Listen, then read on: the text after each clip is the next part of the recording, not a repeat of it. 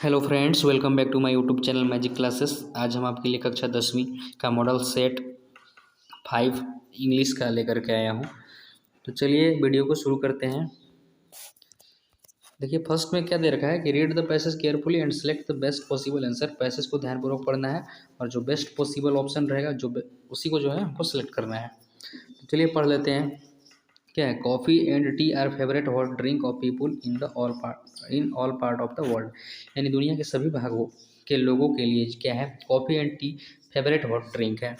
Coffee is very popular in northern Europe in the Middle East. Coffee क्या है? बहुत ही पॉपुलर है नॉर्थर्न यूरोप में and in the Middle East में भी। आगे बोल रहा है some people put cream and sugar in the coffee. कुछ लोग क्या करते हैं कि क्रीम और शुगर मिलाते हैं अपने कॉफ़ी में। In the United State where more coffee is used than in other nation. यहाँ पर देखिए यूनाइटेड स्टेट की बात बताया जा रहा है जहाँ पर कॉफ़ी ज़्यादातर यूज होता है अन्य देशों के मुकाबले। मैनी पीपुल ड्रिंक दियर कॉफ़ी ब्लैक। अनेक लोग क्या करते हैं कि ब्लैक कॉफ़ी पीते हैं। ब्लैक कॉफ़ी क्या होता है? विदाउट क्रीम और शुगर, यानी बिना क्रीम और शुगर वाला tea coffee. Nomads who also used a lot of coffee like to boil and cool it several times before drinking it। और यहाँ पे देखिए नोमैड्स का मतलब होता है खाना बदोश। इसका मतलब ये हो गया कि जो लोग एक स्थान पर नहीं रहते हैं, अपना स्थान चेंजिंग करते रहते हैं, वो क्या करते हैं कि कॉफ़ी बॉयल और कूल करते हैं। पीने से पहले जो है कई बार उसको जो है बॉयल करते हैं और ठंडा करते हैं, इसके बाद जो इसको पीते हैं। आगे बोल रहा है कि in China Japan other oriental country. देखिए जापान, चाइना और जो अन्य ओरिएंटल कंट्री है जहाँ पर चाय की खेती बड़े पैमाने पर किया जाता है। Where tea is the national drink. जहाँ पर चाय क्या है? एक नेशनल ड्रिंक है। People do not use sugar in their tea. वहाँ पर लोग क्या करते हैं कि अपनी चाय में जो है शुगर यूज नहीं करते हैं, यानी चीनी। आगे बोल रहा है but in England where tea is also a national drink. लेकिन इंग्लैंड में जहाँ पर चाय क्या है? एक नेशनल ड्रिंक है, राष्ट्रीय पेय है। Many people use sugar. अनेक लोग वहाँ पे क्या करते हैं कि शुगर यूज करते हैं।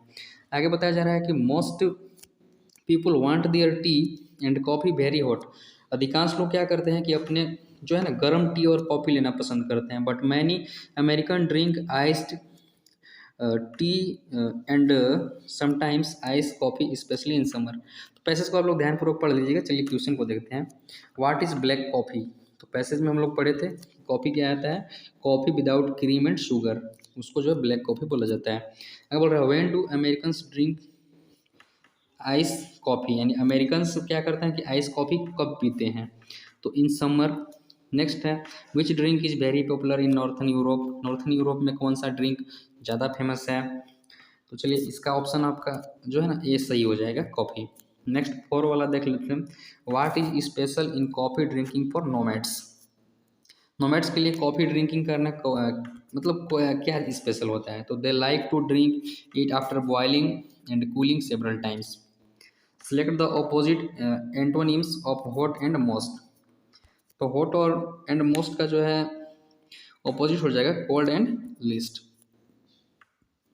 चलिए अगला पैसेज देख लेते हैं क्या है। It is well known to everyone, यानी ये बात सबको मालूम है अच्छी तरह से। The children are the future of tomorrow, यानी बच्चे क्या हैं? कल के भविष्य हैं। The welfare and the progress of a country rest on their soldiers. कहने का मतलब है कि किसी कंट्री का वेलफेयर, कल्याण और उसकी प्रगति क्या है? उनके कंधों पर होती है, यानी एक तरह का जिम्मेवारी होता है बच्चों पर। Because there are the students who shape themselves in the formative years of their life. क्योंकि बच्चे क्या करते हैं कि अपने लाइफ को क्रियात्मक रूप में जो है क्रियात्मक बनाते हैं, फॉर्मेट बनाते हैं, क्रियात्मक आकार बनाते हैं। The better citizens more progressive and healthier a nation can become. तभी क्या होता है? तभी जाकर के एक राष्ट्र जो है हेल्दियर बन सकता है, बेटर सिटीजन्स वाला देश बन सकता है, प्रोग्रेसिव बन सकता है। आगे क्या है? We have the example of Japan, यानी हमारे सामने जापान का एग्जाम्पल है। Which was completely devastated during the second world war, जो पूरी तरह से दूसरे विश्व युद्ध के दौरान बर्बाद हो चुका था।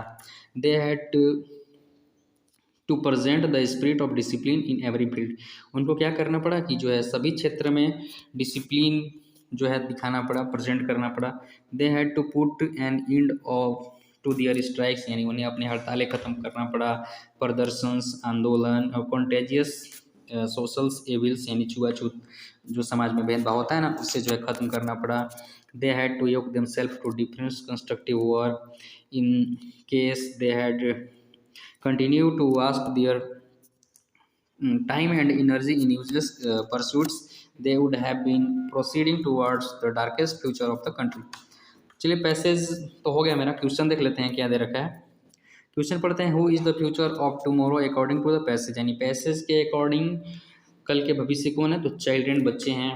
नेक्स्ट देख लीजिए 7th नंबर, how does the nation progress, तो इसका हो जाएगा आपका option number A, when the children shape their formative years. Next question 8 number देख लीजिए, how did Japan get out of devastation of the second world war, तो इसका आपका ऑप्शन नंबर बी सही हो जाएगा, by bringing spirit of discipline in every sphere. Next 9th number देख लीजिए, which are the things not done by Japan to restore their progress, यानी अपने प्रोग्रेस को रिस्टोर करने के लिए कौन सा कार्य नहीं किया गया जापान के द्वारा, तो इसका करेक्ट जवाब आपका हो जाएगा ऑप्शन नंबर डी। नेक्स्ट देख लीजिए, which word in the passage means infections, तो इसका हो जाएगा ऑप्शन बी, कॉन्टेजियस। नेक्स्ट चलिए क्या है, read the composition and fill in the blanks with appropriate word, क्या बोल रहा है, plastic materials our environment to the maximum, तो इसमें आपका हो जाएगा harms, plastic material harms our environment to the maximum, it is often. 12 नंबर में आप लोग भर लीजिएगा option number A, mistaken, it is often mistaken for food by birds, animals and fish leading to their death, इसका हो जाएगा सही जवाब आपका 13 का ऑप्शन नंबर बी, डेथ। 14 का देख लीजिए, 14 में आपको भरना है इन्वेस्टिगेशंस, इसका हो जाएगा आपका ऑप्शन नंबर बी आपका करेक्ट हो जाएगा, यानी have been going on. Next देख लीजिए क्या है, read the informal letter and fill in the blanks with appropriate word, एक यहाँ पर इनफॉर्मल लेटर दे रखा है, इसको पढ़ना है और उपयुक्त वर्ड से इसको भरना है। क्या है, with humble submissions I beg to say that I, तो चलिए 11th नंबर में देख लेते हैं, सॉरी 15th नंबर है ना, चलिए 15th नंबर में देख लेते हैं। आई इसमें भरेंगे हम option number A, I can not attend my class from, यहाँ पे डेट दे रखा है और यहाँ पे दे रखा है आई। अब 16 नंबर में देखिए क्या भरना है आपको, आई हैव भरना है, I have engaged in the marriage ceremony of my sister so I could not attend my classes for 5 days, I therefore. देखिए 17th नंबर में क्या भरेंगे, आई देयरफॉर ऑप्शन नंबर सी भरिएगा आप लोग, request you to excuse me for paying absence fine for 5 days, I shall be obliged to you for it yours। अब देखिए 18th number में क्या भरना है आपको, यू आर फैथफुली ना, तो चलिए ऑप्शन नंबर सी आपका हो जाएगा करेक्ट। चलिए नेक्स्ट देखते हैं, fill in the blanks with appropriate form of verb, यहाँ पर देखिए क्या भरना है, he his 15th birthday on last Sunday, यहाँ पर देखिए पास्ट की बात किया जा रहा है तो हम लोग भरेंगे यहाँ पर ऑप्शन ए 19 का, celebrated his 15th birthday on last Sunday. Next देख लीजिए क्या है, when we were taking lunch the postman knocked the door, यानी ऑप्शन बी आपका सही हो जाएगा। चलिए 21 का देख लेते हैं क्या है, 21 का आपको भरना है ऑप्शन नंबर डी, यानी had he telephoned me I would have visited his home. Next देखिए क्या है 22, select the correct indirect form, the teacher said to me I have performed well in the class, तो चलिए इसको हम लोग देखिए किस तरह से चेंज करेंगे, यहाँ पर क्या करेंगे, सेड का टोल्ड में चेंजिंग कर देंगे, यानी द टीचर टोल्ड मी।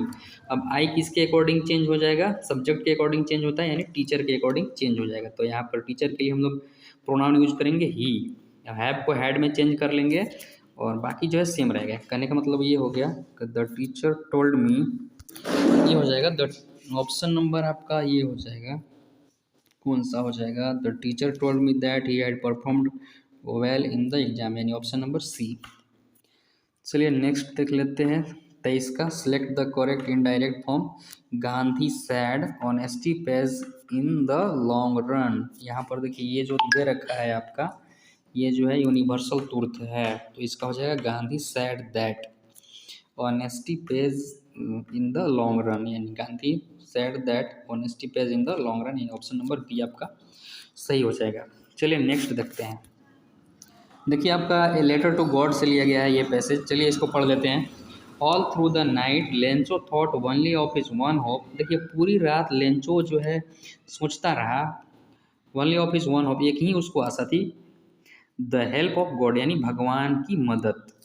आगे बोल रहा है हुज आई, जिसकी आंखें क्या करता है, एज ही बीन इंस्ट्रक्टेड यानी सी एवरीथिंग यानी सभी चीज़ें देखता है, even what is deep in one's conscience यानी किसी की अंतरात्मा के भी बातों को गॉड जान जाता है। ये लेंचो के अकॉर्डिंग कहा जा रहा है, सोचा जा रहा है।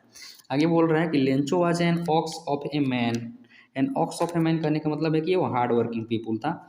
Working like an animal in the fields, क्या करता था, एनिमल की तरह, जानवरों की तरह खेत में जो है काम करता था।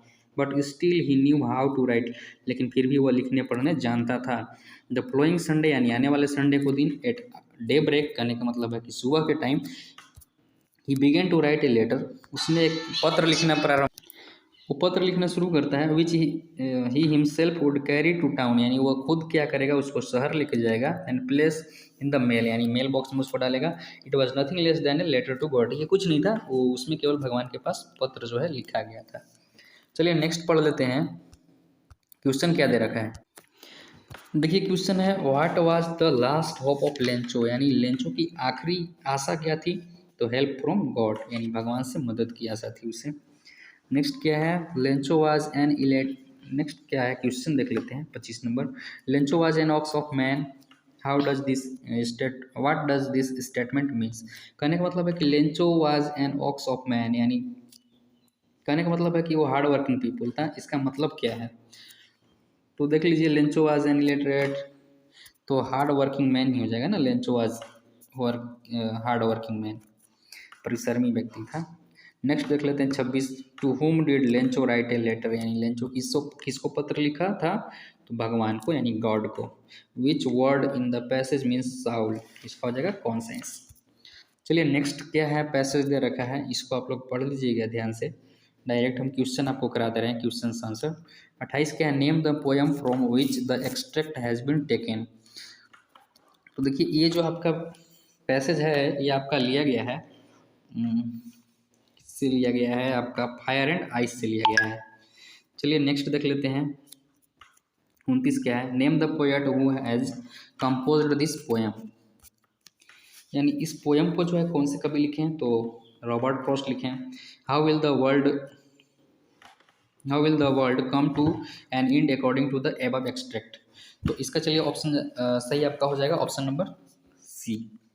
नेक्स्ट है which word are rhyming with twice, तो इसका सही जवाब आपका ऑप्शन नंबर डी है।